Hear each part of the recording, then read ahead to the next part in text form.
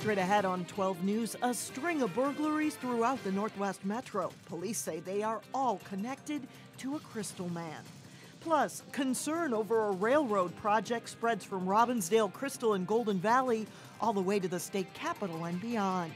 But first, new developments concerning the future of a Maple Grove City Council member. 12 News starts right now.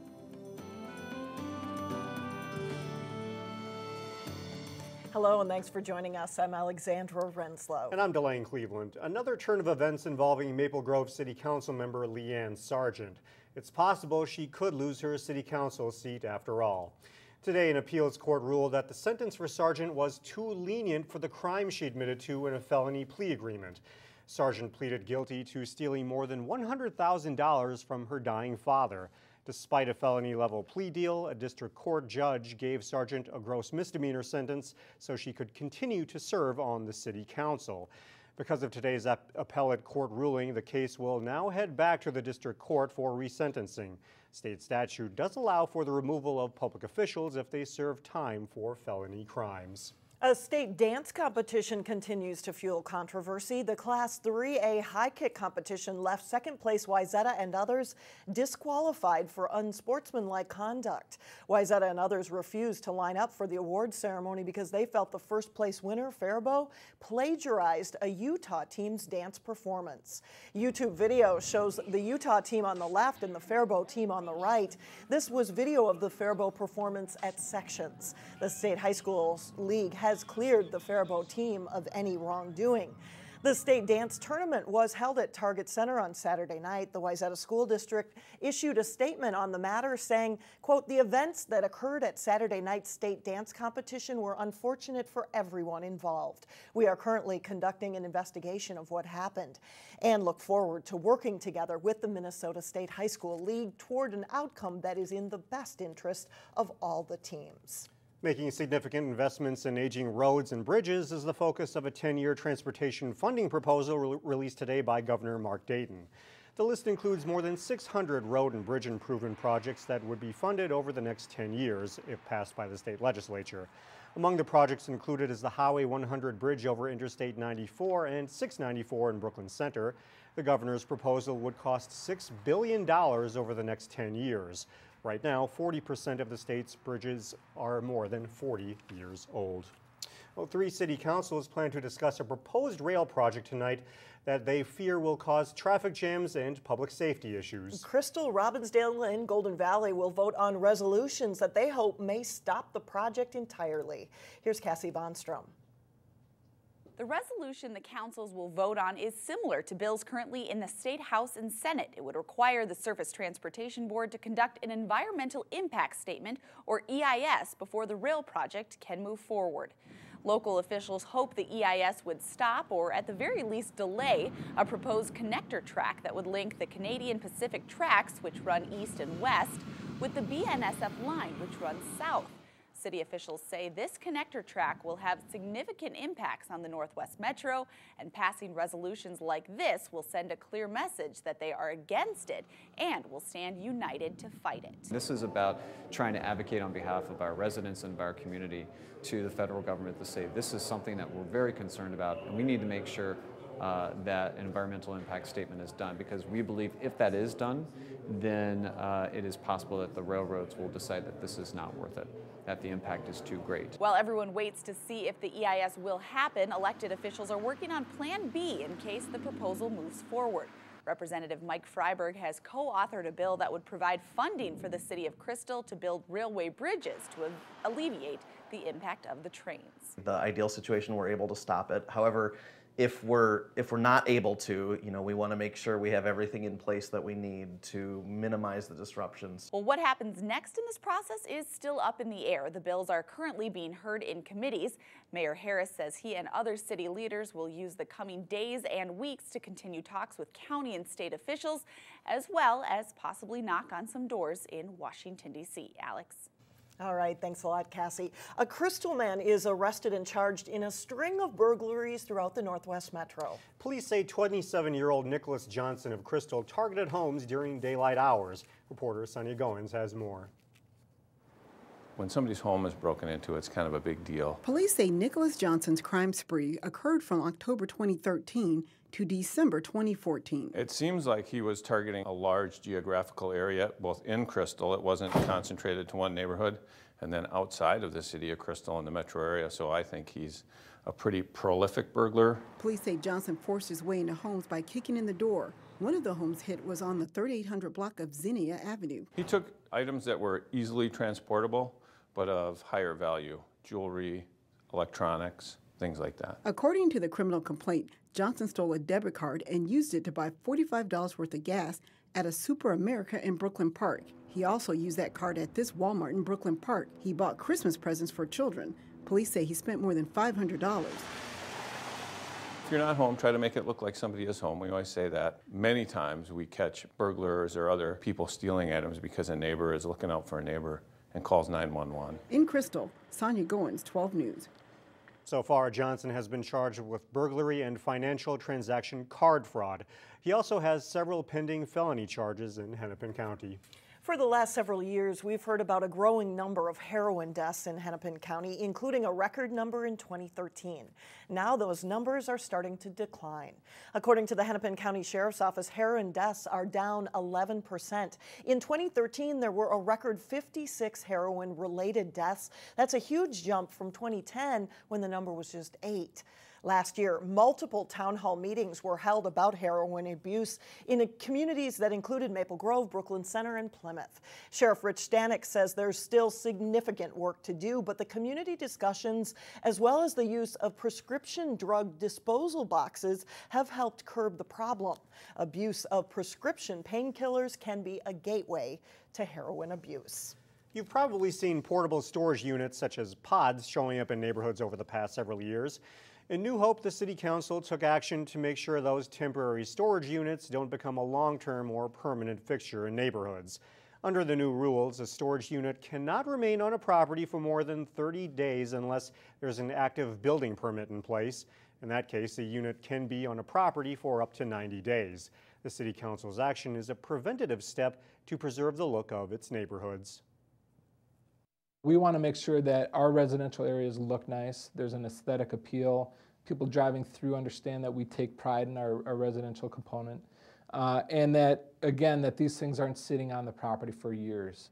The new ordinance also includes setback requirements for public and private streets. Well, coming up, an increasingly common treatment for pain relief, how more people are turning to acupuncture. And then a little bit later in sports, Maple Grove battles Centennial for a section title in wrestling. But first, if you thought today was cold, wait until Wednesday. Temperatures barely reach above zero.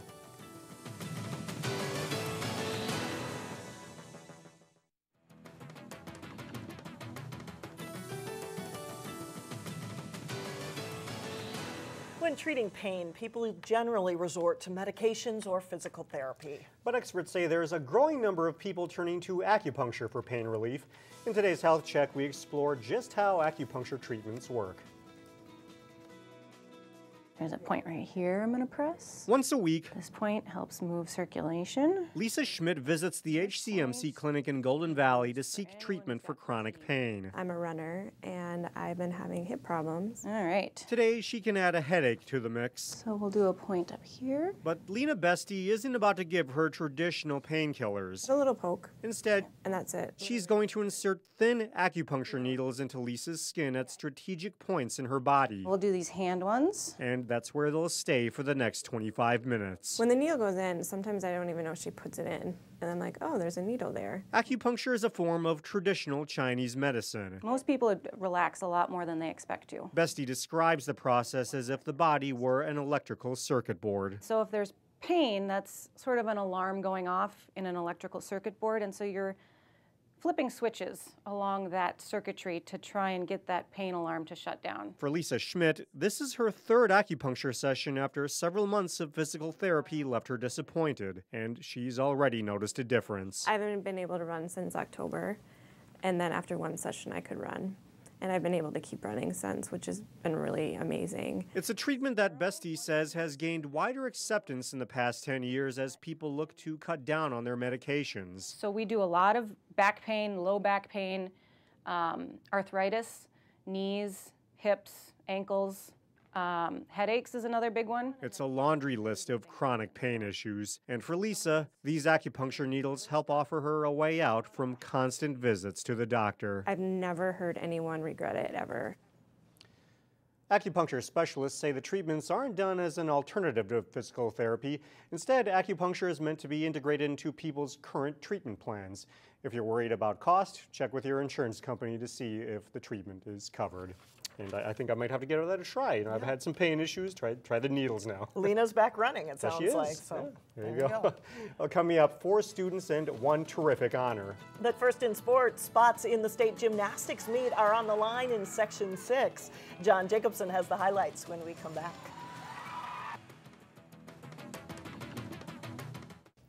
Welcome back. John's here now at sports and state tournament time. It is. We're talking girls hockey and girls gymnastics and gymnastics this week. Right. We had skiing last week, a couple more state meets this week. The top prep gymnasts from around the state will be at the University of Minnesota this weekend for the state high school meet. And Champlain Park won Section 5 AA last Thursday, while Wayzata was looking to take the 6 AA gymnastics title for a second straight year on Saturday. Trojan senior Claire Larbecki finished 3rd on the floor exercise. Her routine scores a 9.35. Larbecki also won the all-around title. June Varon of Hopkins was very good on the balance beam. She's the Royals' only state qualifier. She finished 3rd on the beam with a score of 9.025. To the uneven bars, and Wayzata's Andy Poles comes through with a score of 8.65.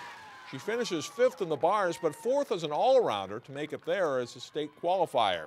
Larbecki finished 2nd in the vault, her best score, 9.25, helping Wayzata's team to a season-high score. Maddie Aaron of Wayzata won the balance beam competition this day. Her score was a 9.625 to help the Trojans earn their 2nd straight Section 6 AA championship. And here are the final team scores. Wayzata wins with a score of 143.325. Minnetonka is 2nd, with Eden Prairie 3rd, and Edina 4th. Hopkins scored a season best mark of 131.75 to finish 5th. Section team titles were on the line in wrestling on Saturday. Maple Grove was hoping to repeat in Section 5-3A. They faced Centennial, the top seed for the section title. 106 pounds, Centennial's Emily Shilson gets the takedown on Texas Tan on her way to an 8-3 decision. 120, Jake Berglund dominates, and he wins by technical fall for the Cougars. Maple Grove gets a win at 132. Brad Ostachuk gets a major decision over Fitzham Tillishore, 11-3. At 145, Logan Dick dominates on his way to a 10-3 decision for the Crimson. At 182, Maple Grove's Will Sewer gets a takedown on Dorian Tapia. Sewer wins a tough 8-5 decision. But Centennial is mostly in control. The Cougars' Justin Moline gets a takedown at 195. Centennial takes the section title with a 38-20 win. Individual section competition is later this week. In Class 2A, Totino-Grace faced Orono in the Section 5 final. At 126, the Eagles' Michael Menth locking the cradle on Danny Strigo. He gets near fall points and gets him a technical fall win. 145, John Lewis of Grace with a reverse headlock, putting Spencer's shoe to his back, gets the pin there. And Totino-Grace is up 20-16. 195, three-time state champion Lance Bennick will get a takedown here. He wins 11-4 over Jackson Strigow as Totino-Grace takes the section title with a 53-19 win. Wayzata's boys basketball team is much improved from a year ago. They faced Eden Prairie last week in a late conference game. Johnny Benninger catch and shoot 3 early in the first half for the Trojans. But the Eagles will build the lead. Ryan Jacobus with a 3-pointer puts EP up 21-7. Austin Slater will fight for a rebound here. He gets a putback, plus a foul for the Trojans. Benega will can a 16-footer. Wayzata still trails at 30-19 at the break. Second half, Benega, nice hesitation fake, and he'll drive and score, trying to bring the Trojans back in it. Eden Prairie's Brady Rudrud will answer with a 3, and the Eagles maintain their lead on Wayzata. Nick Juliot with a no-look pass later to Josh Lananza for the flush, and Eden Prairie goes on to win it 71-57. Last week at the State Nordic Girls Ski Meet, Plymouth resident Amanda Kautzer placed 12th. On this week's Sports Jam show on Channel 12, Jason Mililo profiles Kautzer, and here's part of that story. I don't feel like I'm that good because I know there's so many more places I can get better and there's so many more goals I still want to achieve. The ironic thing about Kautzer's success in Nordic skiing is she came to the sport by accident. So in previous to 7th grade, I'd been playing basketball just with my school, and then I wanted to try the alpine team competitively, but I went to the wrong meeting. That's a good thing. And I didn't realize it until like 2 weeks in, and at that point I was like, okay, I've done this for 2 weeks, might as well stick through, and I ended up loving it. To me, it's always important for kids to do what they want to do. And ultimately, that's what's most important for them in their high school career. You can watch the rest of Amanda's story and much more this week on Sports Jam. It's on through Wednesday at 3:30, 6:30, and 9:30 p.m. on Channel 12 and 12.tv. She's also a biathlete. She's actually in a competition right now in Europe. And so that's part of the story you can see. I'm getting the feeling it all worked out in the end, It all worked right? out despite going to the wrong meeting. Go out on a limb there. Thanks a lot, John. Still ahead, 4 Robbinsdale District students in the running for a big honor. And we'll be right back.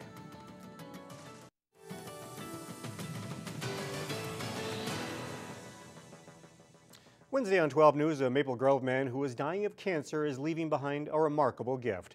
Bob Karlstrand has lived in this home for almost 40 years. It's been mostly stripped of household goods because he's been busy giving it away. Like they say, you can't take it with you, so you might as well use it. And if somebody else can use it, so much better. Bob is giving away the biggest gift when he passes away. Coming up on Wednesday, we'll tell you the unique thing Bob is doing to help others. And now to a surprise honor for one of our own here at Channel 12. Dave Kiser was recently named Honorary Commodore by the District 279 Foundation for his volunteer service and community involvement.